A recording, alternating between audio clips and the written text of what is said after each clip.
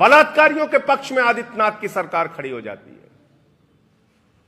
रात में 2 बजे जबरन डीएम ने, एसपी ने मिलकर पुलिस प्रशासन के दम पर, पत्रकार मौजूद थे, सारी मीडिया मौजूद थी, सबको धक्के मार के लाठियां मरवा के पीछे कर दिया और उस बच्ची का शव जबरन जला दिया गया। गरीब की, एक दलित की बेटी का शव जबरन जला दिया गया। न्यायालय ने भी सवाल उठाया था, आपको याद होगा, कि अगर किसी अमीर की बच्ची होती तो क्या इसी तरीके से जबरन उसको जला देते?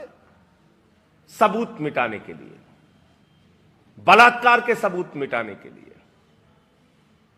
और जैसे ही जबरन उस बच्ची का शव जला दिया जाता है, उत्तर प्रदेश के आदित्यनाथ सरकार का एडीजी लॉ एंड ऑर्डर वो आके कहता है यह घटना तो बलात्कार की है ही नहीं।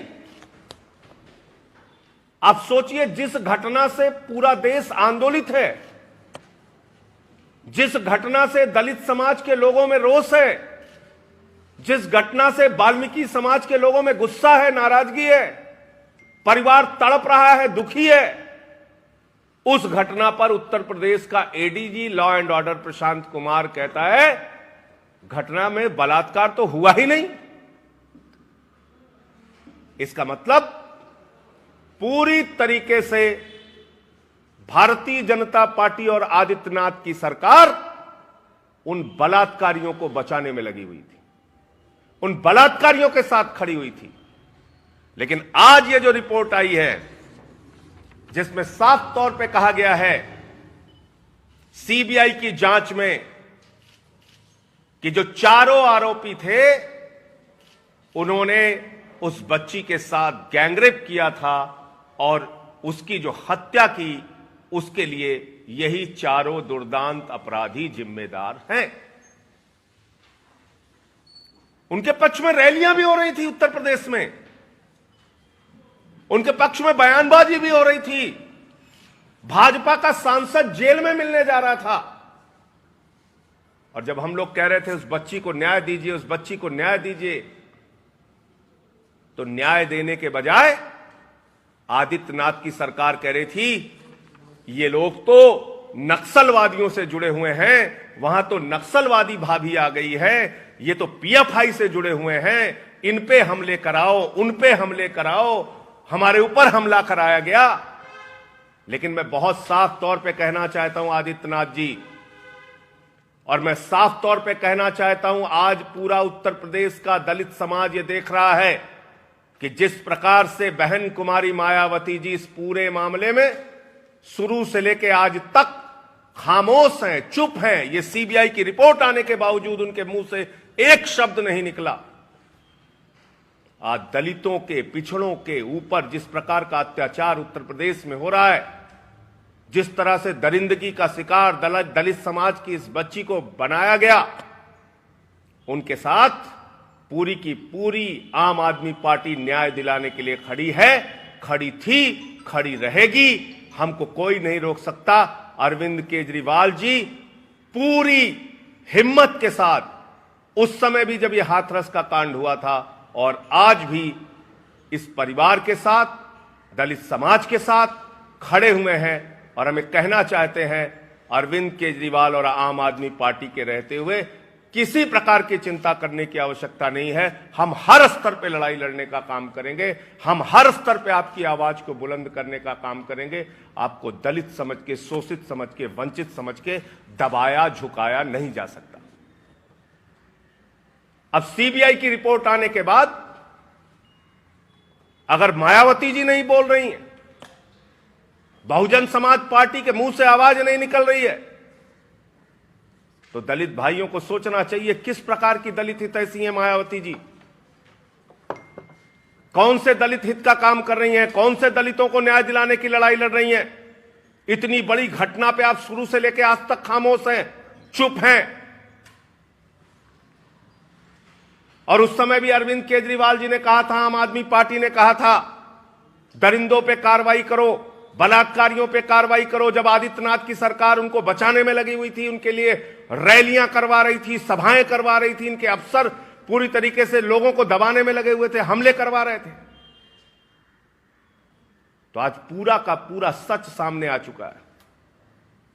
और उस वक्त भी हमने कहा था, बेटी का अंतिम बयान तो मान लो।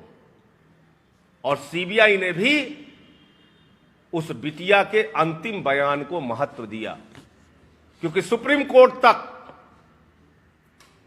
मृत्यु के पूर्व हुए बयान को महत्व देता है। और इतना ही नहीं, उन आरोपियों की सीबीआई ने ब्रेन मैपिंग कराई, पोलोग्राफी टेस्ट कराया, सारी जांच पूरी की। और सारी जांच के आधार पर उन्होंने तय किया कि ये लोग, जो ये 4 आरोपी थे, ये चारों के चारों आरोपी गैंग रेप और हत्या के आरोपी हैं, SC ST के आरोपी हैं। तो अब मैं कहना चाहता हूं आदित्यनाथ जी, आपकी सरकार ने ये जो गुनाह किया, ये ADG लॉ एंड ऑर्डर ने जो कहा था कि नो रेप, बलात्कार नहीं हुआ है, आज सीबीआई की जांच के बाद आपकी सरकार का चेहरा काला हो गया है। आज सीबीआई की जांच रिपोर्ट के बाद यह साबित हो गया है कि डीएम और एसपी ने उस बिटिया का 100 सबूत मटाने के लिए और बलात्कारियों को बचाने के लिए आधी रात को जलाया था। और अब आप में जरा सी भी नैतिकता है तो अपने पद से इस्तीफा देके घर बैठिए। आपने बहुत बड़ा अन्याय उत्तर प्रदेश के दलित समाज के साथ किया है, हाथरस की बिटिया के साथ किया है, वाल्मीकि समाज के उस परिवार के साथ किया है जिसके कारण से दुखी होके कुछ लोगों ने गाजियाबाद में बौद्ध धर्म की दीक्षा ली थी। इतनी पीड़ा, इतनी कष्ट हुआ लोगों को। अब आप क्या कहेंगे? ये नो रेप कहने वाला आपका अधिकारी, इसके खिलाफ कार्रवाई कब होगी? वो डीएम और एसपी जिसने जबरन आधी रात को शव जलाया, उस पर कार्रवाई कब होगी? इनको कब जेल भेजा जाएगा? इन पे कार्रवाई कब होगी? और इसलिए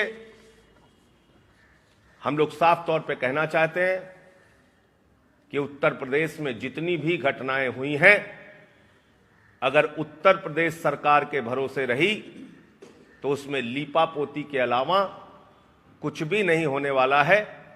इसलिए 6 साल, 10 साल, 8 साल की बच्चियों के साथ जो गैंगरेप की घटनाएं हुई, हत्या की घटनाएं हुई, छेड़खानी के कारण जो आत्महत्या की घटनाएं हुई, बच्चियों के साथ जो दुर्दांत बलात्कार की घटनाएं हुई, ऐसे मामलों को फास्ट ट्रैक कोर्ट में चला के हाई कोर्ट या सुप्रीम कोर्ट के मॉनिटरिंग में पूरी जांच त्वरित रूप से कराई जाए और इन मामलों में न्याय दिया जाए। वरना अगर आदित्यनाथ के प्रशासन के भरोसे रहे तो लोगों को न्याय मिलने वाला नहीं। इस खबर को अभी लाइक करें, शेयर करें, अभी चैनल को सब्सक्राइब करें और घंटी जरूर दबाएं।